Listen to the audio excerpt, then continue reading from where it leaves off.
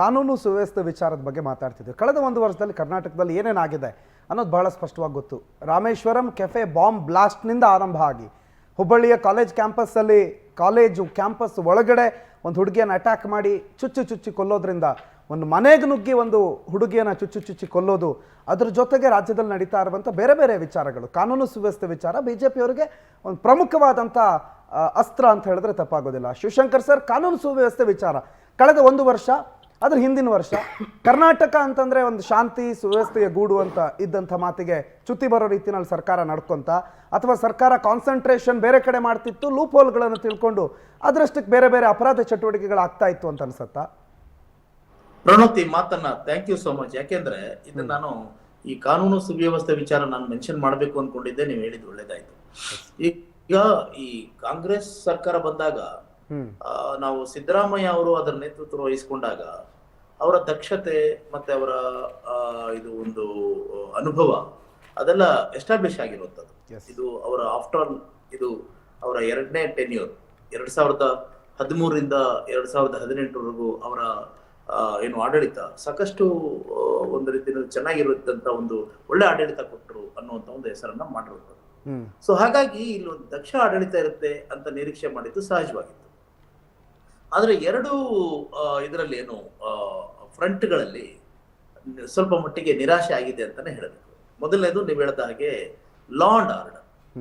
Law and order ಅಂದ್ರೆ ಏನಂದ್ರೆ, ಈಗ ಇದು ರಾಮೇಶ್ವರಂ ಕೆಫೆ ಅಷ್ಟೇ ಅಲ್ಲ, ಹೆಣ್ಣು ಮಕ್ಕಳ ಮೇಲೆ ಅಟ್ಯಾಕ್ ಆಗ್ತಾ ಇರೋದು, ಅದಾದ್ಮೇಲೆ ಗೃಹ ಸಚಿವರು ಅವರು ಸ್ಟೇಟ್ಮೆಂಟ್ಗಳು, ಒಂದ್ ರೀತಿ ಅಸಡ್ಡೆ ಆದಂತ ಒಂದು ವರ್ತನೆ, ಅದು ಸ್ವಲ್ಪ ಮಟ್ಟಿಗೆ ಜನಗಳಿಗೆ ಒಂದು ರೀತಿಯಲ್ಲಿ ಡಿಸ್ಮೇ ಅಂತಾರಲ್ಲ ಆ ತರದೊಂದು ಮಾಡಿದೆ. ಅದಂತೂ ನಾವು ಒಪ್ಲೇಬೇಕು. ಅದರಲ್ಲೂ ಕೂಡ ಈಗ ನೇಹಾ ಪಾಟೀಲ್ ಅವರ ಒಂದು ಹತ್ಯೆ ಆಯ್ತು, ಅದ್ರಲ್ಲಿ ರಾಜಕೀಯ ಏನಿದೆ ಇವಾಗ ನೋಡಿ, ಇವಾಗ ಯಾರು ಬಿಜೆಪಿ ಅವರು ಅಂತಾರ ನೋಡೋದು, ಕಾಂಗ್ರೆಸ್ ಅವರು ಅಂತಾರ ನೋಡೋದು, ಅದು ನಿಮ್ಮ ರಾಜಕೀಯ ಪಕ್ಷಗಳಿಗೆ ಬಿಡೋಣ. ಆದ್ರೆ ನಮ್ಮ ಮಾಧ್ಯಮ ಒಂದು ದೃಷ್ಟಿಯಿಂದ ನೋಡುವಾಗ ಅವರು ಒಂದು ಹೆಣ್ಣು ಒಂದು ಹೆಣ್ಮಗಳನ್ನ ಅವನೊಬ್ಬ ಆಡಹಗಲು ಸ್ಟ್ಯಾಬ್ ಮಾಡಿ ಸಾಯಿಸಿದಾಗ ಮಾರನೇ ದಿನ ಇಮಿಡಿಯೇಟ್ ರಿಯಾಕ್ಷನ್ ಹೋಮ್ ಮಿನಿಸ್ಟರ್ ಏನಿರ್ಬೇಕು, ಅವ್ರಿಬ್ಬರದು ವೈಯಕ್ತಿಕ ಅಂತ ಮಾತಾಡ್ತಾರೆ. ಸೊ ಇದು it is utterly highly disappointing ಇದು. ಹಾಗೇನೆ ಅದಕ್ಕಿಂತ ಹೆಚ್ಚು ನಾನು ಹೇಳೋದೇನಂತಂದ್ರೆ, ಈಗ ಪ್ರಜ್ವಲ್ ರೇವಣ್ಣ ಅವರ ಕೇಸ್ ಅದೇನಾದ್ರೂ ಇಟ್ಕೊಳ್ಳಿ, ಅದೇನು ಪೆನ್ ಡ್ರೈವ್ ಕೊಟ್ರೆ ಯಾರು ಹಂಚಿದ್ರು, ಇನ್ನೊಂದು ಮತ್ತೊಂದು, ಇದು ಅತ್ಯಂತ ಒಂದು ರೀತಿ ಹೀನವಾದಂತಹ ಒಂದು ಚಾಪ್ಟರ್ ನಮ್ಮ ಒಂದು ಕರ್ನಾಟಕ ರಾಜ್ಯದ ರಾಜಕೀಯ ಇತಿಹಾಸದಲ್ಲಿ. ಇಲ್ಲಿ ಪ್ರಶ್ನೆಗಳೇನು ಅಂತಂದ್ರೆ, ಸಾಮಾನ್ಯವಾಗಿ ಇಂಥ ಕೇಸ್ಗಳಲ್ಲಿ ನಾವು ಮೀಡಿಯಾ ಟ್ರಯಲ್ ಮಾಡಬಾರ್ದು, ಆಮೇಲೆ ಸ್ಟುಡಿಯೋ ಟ್ರಯಲ್ ಮಾಡಬಾರ್ದು, ನಾವು ಸ್ಟುಡಿಯೋದಲ್ಲಿ ಕೂತ್ಕೊಂಡು ಈ ಕೇಸ್ಗಳನ್ನ ತೀರ್ಮಾನ ಮಾಡಬಾರ್ದು, ಅದರ ಪ್ರಜ್ಞೆ ನಮ್ಗಿದೆ. ಆದ್ರೆ ಕೆಲವೊಂದು ಪ್ರಶ್ನೆಗಳನ್ನ ನಾವು ಎತ್ತಲೇಬೇಕಾಗಿದೆ. ಏನು ಅಂತಂದ್ರೆ, ಆಫ್ಟರ್ ಆಲ್ ಪ್ರಜ್ವಲ್ ರೇವಣ್ಣ ಅವರ ಮೇಲೆ ಬಂದಿರುವಂತ ಆರೋಪ ಅಷ್ಟಿಷ್ಟ ಅಂತ ಒಂದು ಸಾಮಾನ್ಯವಾದಂತದ್ದಲ್ಲ. ಅದು ಏಪ್ರಿಲ್ 21ನೇ ತಾರೀಕು ಏನು ಮಹಿಳಾ ಸಂಘಟನೆಗಳು, ಮಹಿಳಾ ಆಯೋಗ ಮತ್ತೆ ಚುನಾವಣಾ ಆಯೋಗಗಳನ್ನ ಅಲರ್ಟ್ ಮಾಡ್ತವೆ. ಆಮೇಲೆ 26ನೇ ತಾರೀಕು ಏಪ್ರಿಲ್ 26ನೇ ತಾರೀಕು ಪೋಲಿಂಗ್ ನಡೆಯುತ್ತೆ. ಪೋಲಿಂಗ್ ನಡೆಯೋದಕ್ಕೆ ಮುಂಚೆ ಇದು ಮಹಿಳಾ ಆಯೋಗ ಸರ್ಕಾರಕ್ಕೆ ಬರೆಯುತ್ತೆ. ಇದಾದ್ಮೇಲೆ 28ನೇ ತಾರೀಕು ಇವ್ರು ಏನ್ ಮಾಡ್ತಾರೆ, SIT ಅನೌನ್ಸ್ ಮಾಡ್ತಾರೆ. ಆಮೇಲೆ ಪೊಲೀಸ್ನವರು ಗೊತ್ತಿರುತ್ತೆ, ನಾವು ಇವಾಗ FIR ಮಾಡ್ತಾ ಇದ್ದೀವಿ. SIT FIR ಮಾಡ್ತಾರೆ ಅಂದ್ರೆ FIR ಇದೊಂದು ಕೇಸನ್ನ FIR ಮಾಡುವಾಗ ಇವನೊಬ್ಬ ಆರೋಪಿ ಅಂತ ಗೊತ್ತಿರುತ್ತಲ್ವಾ, ಆ ಆರೋಪಿ ಎಂತವನು, ಅವನ ಮೇಲೆ ನಿಗಾ ಇಡಬೇಕು ಅನ್ನೋ ಒಂದು ಕಾಮನ್ ಸೆನ್ಸ್, ಒಂದು ಸಾಮಾನ್ಯ ಪ್ರಜ್ಞೆಯನ್ನ ಈ ಸರ್ಕಾರ ತೋರಿಸ್ಲಿಲ್ಲ.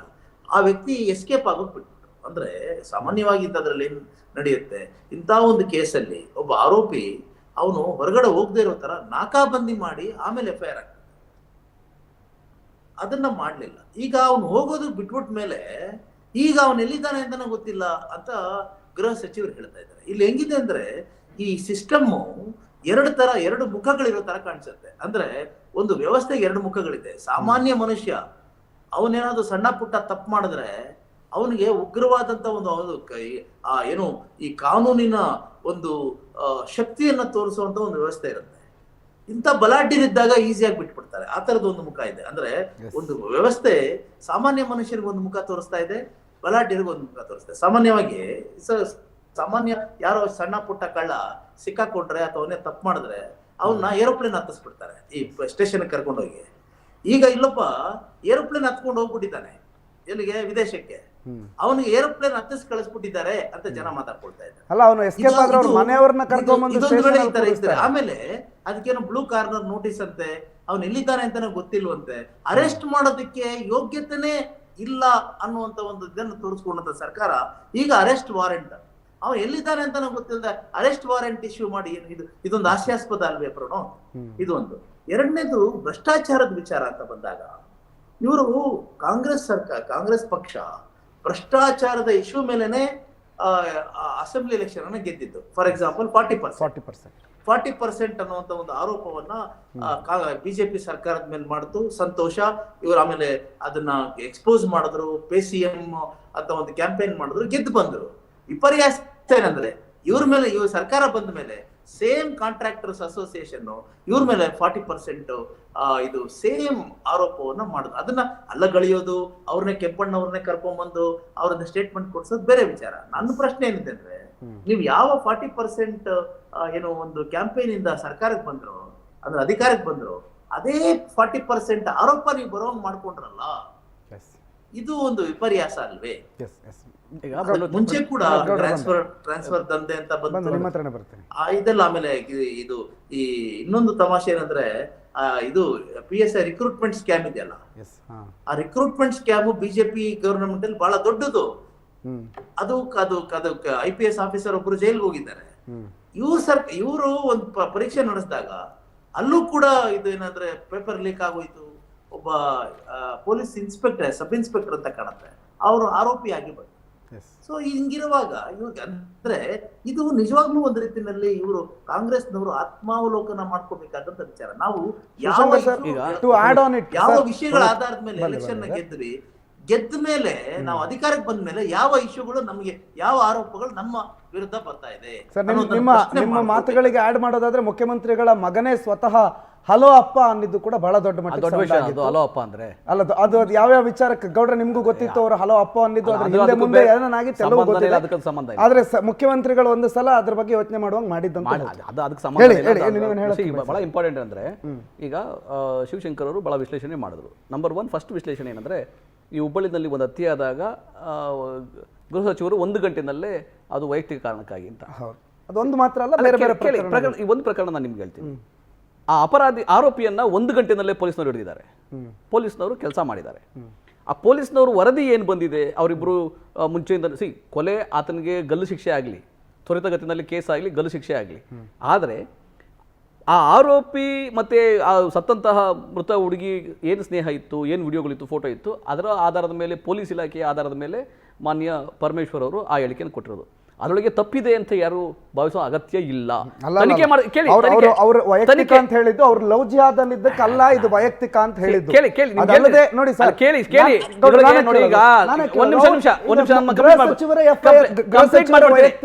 ಕಂಪ್ಲೀಟ್ ಮಾಡ್ಬಿಡ್ತೀನಿ. ಯಾಕಂದ್ರೆ ಪೊಲೀಸ್ ಇಲಾಖೆ ಪ್ರಥಮವಾಗಿ ತನಿಖೆ ಮಾಡ್ಕೊಂಡು ಅರೆಸ್ಟ್ ಮಾಡ್ಕೊಂಡು ಅವ್ರು ಏನು ಮಾಹಿತಿ ಕೊಡ್ತಾರೆ ಅದ್ರ ಮೇಲೆ ಮಾತಾಡೋದೇ ಹೊರತು ಸುಮ್ಮನೆ ಮಾತಾಡಲಿಕ್ಕೆ ಸಾಧ್ಯ ಆಗಿದೆ. ಒಂದು ಎರಡನೇ ವಿಷಯ ಏನಂದ್ರೆ ಇಂಪಾರ್ಟೆಂಟ್ ಅಂದ್ರೆ, ಈ ಹಾಸನದ ಪೆನ್ಡ್ರೈವ್ ಆರೋಪಿ ಏನಿದ್ದಾನೆ, ತಲೆಮರೆಸ್ಕೊಂಡಿದ್ದಾನಲ್ಲ, ಆ ಆರೋಪಿ ಸಂಸದ, ಆ ಆರೋಪಿ ಬಿಜೆಪಿ JDS ನ ಮೈತ್ರಿ ಪಕ್ಷದ ಅಭ್ಯರ್ಥಿ, ಲೋಕಸಭಾ ಚುನಾವಣೆ ಅಭ್ಯರ್ಥಿ.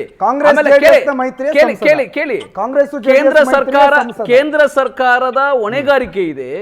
ಆತ ಯಾವ ವಿದೇಶಕ್ಕೆ ಹೋಗಿದ್ದಾನೆ, ವಿದೇಶಕ್ಕೆ ಹೋಗ್ಬೇಕಾದ್ರೆ ಆತ ಪಾಸ್ಪೋರ್ಟ್ ಇದೆ, ಆತನಿಗೆ ವೀಸಾ ಸಿಕ್ಕಿದೆ, ಅವನಿಗೆ ಎಲ್ಲಿ ಹೋಗಿದ್ದಾನೆ, ರಾಜತಾಂತ್ರಿಕ ಪಾಸ್ಪೋರ್ಟ್ ಉಪಯೋಗಿಸ್ಕೊಂಡು ಎಲ್ಲಿಗೆ ಹೋಗಿದ್ದಾನೆ, ಮಾಹಿತಿ ಸಂಪೂರ್ಣವಾಗಿ ಅವ್ರಿಗೆ ಗೊತ್ತು. ಅವ್ರಿಗೆ ಮುಂಚೆಯಿಂದನೂ ಗೊತ್ತು ಆತ ಈ ತರ ಒಂದು ಕೃತ್ಯಗಳಲ್ಲಿ ಭಾಗಿಯಾಗಿದ್ದಾನೆ ಅಂತ ಮುಂಚೆಯಿಂದನೂ ಗೊತ್ತು. ಅವರ ನಾಯಕ ಬಿಜೆಪಿ ನಾಯಕನ ಜೇಬ್ನಲ್ಲೇ ಪೆನ್ ಡ್ರೈವ್ ಬಹಳ ತಿಂಗಳುಗಳಿಂದ ಇತ್ತು. ಆ ಬಿಜೆಪಿ ನಾಯಕನೇ ಕೇಂದ್ರದ ಅಮಿತ್ ಶಾಗೆ ಪತ್ರವನ್ನು ಕೂಡ ಬರೆದಿದ್ದ ಡಿಸೆಂಬರ್ 2023 ಇವೆಲ್ಲ ಮಾಹಿತಿ ಬಿಜೆಪಿ ಗೊತ್ತಿದ್ದು ಕೂಡ ಆತ ಆರೋಪಿಯನ್ನ ತಲೆಮರೆಸ್ಕೊಳ್ಳಿಕ್ಕೆ ಅವಕಾಶ ಮಾಡಿಕೊಟ್ಟಿದ್ದಾರೆ. ಯಾವ ಫಾರಿನಲ್ಲಿ ಇಟ್ಟಿದ್ದಾರೆ, ಯಾವ ರಾಜತಾಂತ್ರಿಕ ಸಂಬಂಧದಲ್ಲಿ ಇಟ್ಕೊಂಡಿದ್ದಾರೆ, ಅದು ಆ ಬಿಜೆಪಿ ಇಲ್ಲಿವರೆಗೂ ಕೇಂದ್ರ ಸರ್ಕಾರ ಸುಮೋಟೋ ಕೇಸ್ ತಗೊಂಡು ಆ ಮಹಿಳಾ ಆಯೋಗ ಆಗಲಿ, ಕೇಂದ್ರ ಸರ್ಕಾರದವರ ಏನಾದರೂ ಹೇಳಿಕೆ ಏನಾದ್ರು ಇದೆಯಾ? ಸಂಸದ ಎಲ್ಲೋಗಿ ತಲೆ ಮರೆಸ್ಕೊಂಡಿದ್ದಾನೆ, ಯಾಕೆ ಮರೆಸ್ಕೊಂಡಿದ್ದಾನೆ, ನಾವು ನಿಮ್ಗೆ ಸಹಾಯ ಮಾಡ್ತೀವಿ ಅಂತನಾಗ್ಲಿ ಒಂದು ಸುಮೋಟ ಕೇಸ್ ಏನಾದ್ರು ಇದೆಯಾ? ಇಲ್ಲ. ಅವರು ರಕ್ಷಣೆಗೆ ನಿಂತಿದ್ದಾರೆ. ಅದು ಒಂದು ಭಾಗ. ಆಯ್ತಾ. ರಾಜ್ಯದಲ್ಲಿ ಭ್ರಷ್ಟಾಚಾರ ಅಂತ ಬಂದಾಗ ನಾವು ಭ್ರಷ್ಟಾಚಾರ ಕಾಂಪ್ರಮೈಸ್ ಆಗಿಲ್ಲ.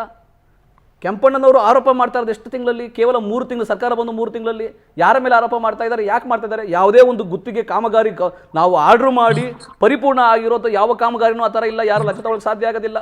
ಕಳೆದ ಇವರೇನು ಬಿಜೆಪಿ ಬ್ರಹ್ಮಾಂಡ ಭ್ರಷ್ಟಾಚಾರ ಬೇರೆ ಮಾಡಿದ್ರು. ಅವರಿಗೆ ಬಿಲ್ ಕೊಡ್ದಲ್ಲೇ 3 ವರ್ಷ 4 ವರ್ಷ ಬಿಲ್ ಕೊಡ್ದಲ್ಲೇ ಲೂಟಿ ಮಾಡಿ ಖಜಾನೆನೂ ಕೂಡ ಖಾಲಿ ಬಿಟ್ಟು ಹೋಗಿದ್ರು. ನಾವು ಹೊಂದಾಣಿಕೆ ಮಾಡಿ ಇನ್ನು 2021 ಏಪ್ರಿಲ್ದ ಬಿಲ್ಗಳನ್ನ ಈ ಮಂತ್ ಕೂಡ ಕ್ಲಿಯರ್ ಆಗ್ತಾ ಇದೆ. ಈಗ ಕೋಡ್ ಆಫ್ ಕಂಡಕ್ಟ್ ಮುಗಿದ ಮೇಲೆ ನೆಕ್ಸ್ಟ್ ಮಂತ್ ಕ್ಲಿಯರ್ ಆಗ್ತದೆ. ಅಷ್ಟು ಬಿಲ್ಗಳನ್ನು ಹೊರಗೆ ಬಿಟ್ಟೋಗಿದ್ದಾರೆ. ಭ್ರಷ್ಟಾಚಾರಕ್ಕೂ ಬಿಜೆಪಿಗೂ ನಂಟಿದೆ, ನಾವು ಒಪ್ಕೋತೀವಿ. ಕಾಂಗ್ರೆಸ್ ಮೇಲೆ ಆರೋಪ ಮಾಡಿದ್ರೆ ಅದು ಸುಮ್ಮನೆ ಆರೋಪ ಆಗುತ್ತೆ ಅಷ್ಟೇ, ಬಿಟ್ರೆ ಬೇರೇನಿಲ್ಲ. ನೋಡಿ, ಪೊಲಿಟಿಕಲಿ ನೀವು ಕೆಂಪಣ್ಣ ಅವ್ರ ಮೇಲೆ ಆರೋಪ ಮಾಡಿದಾಗ ಕೆಂಪಣ್ಣ 100% ಸತ್ಯ, ನಿಮ್ಮ ಮೇಲೆ ಆರೋಪ ಮಾಡಿದಾಗ ಕೆಂಪಣ್ಣ ಸಿಂಪಲ್ ವಿಷಯ. 3 ಸರ್ಕಾರ ಬಂದು 3 ತಿಂಗಳು ನಾವು ಯಾವ್ದಾದ್ರು ಕಾಮಗಾರಿ ನಾವು ಆರ್ಡರ್ ಮಾಡಿ ಅದು ಕಾಮಗಾರಿ ಮುಗಿದು ಬಿಲ್ಗೆ ಬರುವಂತ ಪ್ರಮೇಯನೇ ಬಂದಿರಲಿಲ್ಲ. ಇನ್ನವಾಗ ಪ್ರಮೇಯನೇ ಬಂದಿಲ್ಲ. ಅದಕ್ಕೆ ನಮಗೆ ಇನ್ನು ಈಗ 1 ವರ್ಷ ಆದಮೇಲೆ ಕಾಮಗಾರಿಗಳಾಗಿದ್ದಾವೆ, ಈಗ ಬಿಲ್ ಕೊಡಿ ಯಾರೋ ಕೇಳ್ತಾ ಇದ್ದಾರೆ, ಲಂಚ ಕೇಳ್ತಾ ಇದ್ದಾರೆ ಹೇಳಿ ಅವಾಗ ಬಲಿ ಹಾಕ್ಬೋದು ಅವ್ರನ್ನ. ಎಡೆಮುರಿ ಕಟ್ಟಿ ಯಾವನೇ ಅಧಿಕಾರಿ ಆಗಲಿ, ಯಾವುದೇ ಶಾಸಕ ಆಗಲಿ, ಯಾವುದೇ ಮಂತ್ರಿ ಆಗಲಿ, ಅವರಿಗೆ ನಾವು ಕ್ರಮ ತಗೋಬಹುದು. ಸುಮ್ಮನೆ ಊಹಾಪೋಹಕ್ಕೆಲ್ಲ ಅವ್ರಿಗೆ ಒತ್ತಡಕ್ಕೆ, ಅವ್ರ ಮಾನಸಿಕ ಒತ್ತಡಕ್ಕೆ ಇನ್ನೊಬ್ಬರ ಮೇಲೆ ಆರೋಪ ಮಾಡೋದು ಅದು ಸುಮ್ಮನೆ ಆಗುತ್ತೆ. ಆದ್ರೆ ಬಿಜೆಪಿ ಆಸ್ ಎ ಪಾರ್ಟಿ ಈ 1 ವರ್ಷದಲ್ಲಿ 26 ಸಂಸದರು ನಿಷ್ಕ್ರಿಯ ಆಗಿದ್ರು. ಆಸ್ ಎ ಪಾರ್ಟಿ ಬಿಜೆಪಿ ಕರ್ನಾಟಕದ ಕಾವೇರಿ ವಿಷಯಕ್ಕೆ ಬರಲಿಲ್ಲ, ನಮ್ಮ ಬರ ಪರಿಹಾರದ ವಿಷಯಕ್ಕೆ ಸಂಪಾದಕ್ಕೆ ಬರಲಿಲ್ಲ. ಆದರೂ ಕೂಡ ಕೇಂದ್ರ ಸರ್ಕಾರ ನಮ್ಗೆ ಅನ್ಯಾಯ ಮಾಡ್ತಾ ಇದ್ರು ಕೂಡ, ಕೇಂದ್ರ ಸರ್ಕಾರ ನಮಗೆ ರಾಜ್ಯಕ್ಕೆ ತೊಂದರೆ ಕೊಡ್ತಾ ಇದ್ರು ಕೂಡ, ಬರ ಪರಿಹಾರ ಆಗ್ಲಿ, ತೆರಿಗೆ ಆಗ್ಲಿ, ಹಂಚಿಕೆ ಆಗ್ಲಿ, ಪಾಲಾಗ್ಲಿ ಅನ್ಯಾಯ ಮಾಡ್ತಾ ಇದ್ರು. ನಾವು ಸಮರ್ಥವಾಗಿ ರಾಜ್ಯ ಸರ್ಕಾರ ಸಮರ್ಥವಾಗಿ ಅದನ್ನೆಲ್ಲ ಎದುರಿಸಿ ಕೇಂದ್ರ ಸರ್ಕಾರ ಜೊತೆಗೆ ಹೋರಾಟ ಮಾಡಿ ಸುಪ್ರೀಂ ಕೋರ್ಟ್ಗೆ ಹೋಗಿ ನಾವು ಬರ ಪರಿಹಾರ ತೆಗೆದುಕೊಂಡು ಬಂದು, ಇದು ರಾಜ್ಯ ಸರ್ಕಾರದ ಬದ್ಧತೆ, ಇದು ರಾಜ್ಯ ಸರ್ಕಾರದ ಹೊಣೆಗಾರಿಕೆ. ಬಿಜೆಪಿ ಆಗಿದ್ರೆ ಡಬಲ್ ಎಂಜಿನ್ ಸರ್ಕಾರ ರಾಜ್ಯವನ್ನು ಎಕ್ಸೆಪ್ಟ್ ಅದೆಲ್ಲವೂ ಸರಿ. ನೀವು ಕೇಂದ್ರದ ಅಸಹಕಾರದ ನಡುವೆಯೂ ಇಲ್ಲಿ ಅಕ್ಕಿ ಕೊಡೋದಕ್ಕಾಗಿಲ್ಲ ಅಂತ 175 ರೂಪಾಯಿ ಕೊಡೋದು ಎಲ್ಲವೂ ಕೊಟ್ಟಿದ್ದೀರಿ, ಎಲ್ಲ ಸರಿ, ಫೈನ್. ಮತ್ತು ಇದ್ರ ಜೊತೆಗೆ ಇನ್ನೊಂದು ಆಂಗಲ್ ನಿಮ್ಮ ಹತ್ರ ಬರ್ತೀನಿ, ನಾನು ಬಿಜೆಪಿ ವಕ್ತಾರ ಹತ್ರ ಬರ್ತೀನಿ. ಬಟ್ ಅದ್ರ ಜೊತೆ ಒಂದು ಸಣ್ಣ ವಿರಾಮ ಸಮಯ ಆಗಿದೆ. ಅದ್ರ ಜೊತೆಗೆ ಇನ್ನೊಂದು ಆಂಗಲ್ ಏನು ಅಂತಂದ್ರೆ, ಒಂದು ಕಾರ್ ಚೆನ್ನಾಗಿ ಓಡ್ತಿದ್ಯಾ ಅಂತಂದಾಗ ಹಲವು ವಿಚಾರಗಳು, ಟೈರ್ ಚೆನ್ನಾಗಿದೆಯಾ, ಇಂಜಿನ್ ಚೆನ್ನಾಗಿದೆಯಾ, ಹಾಕಿರೋ ಪೆಟ್ರೋಲ್ ಚೆನ್ನಾಗಿದೆಯಾ, ಈ ಎಲ್ಲ ವಿಚಾರಗಳು ಬರುತ್ತೆ. ಹಾಗಾಗಿ ರಾಜ್ಯದಲ್ಲಿ ಅಧಿಕಾರದಲ್ಲಿರುವಂಥ ಸಚಿವರುಗಳು ಮತ್ತು ಅವರ ಕಾರ್ಯತತ್ಪರತೆ, ಇಡೀ ಮಂತ್ರಿಮಂಡಲ, ಅವರಲ್ಲಿರುವಂಥ ದ್ವಂದ್ವ ಅಥವಾ ಗೊಂದಲ ಮತ್ತೆ ಬದಲಾವಣೆ ಮಾಡಲಾಗುತ್ತೆ ಅನ್ನುವಂಥ ವಿಚಾರಗಳು, ಇದು ಕೂಡ ಒಂದು ಸರ್ಕಾರದ ಭದ್ರತೆ ಅಥವಾ ಆ ಸರ್ಕಾರದ ಸಾಧನೆಗೆ ಕೈಗನ್ನಡಿ ಆಗ್ಬೇಕು. ಅದ್ರ ಬಗ್ಗೆ ಮಾತಾಡೋಣ.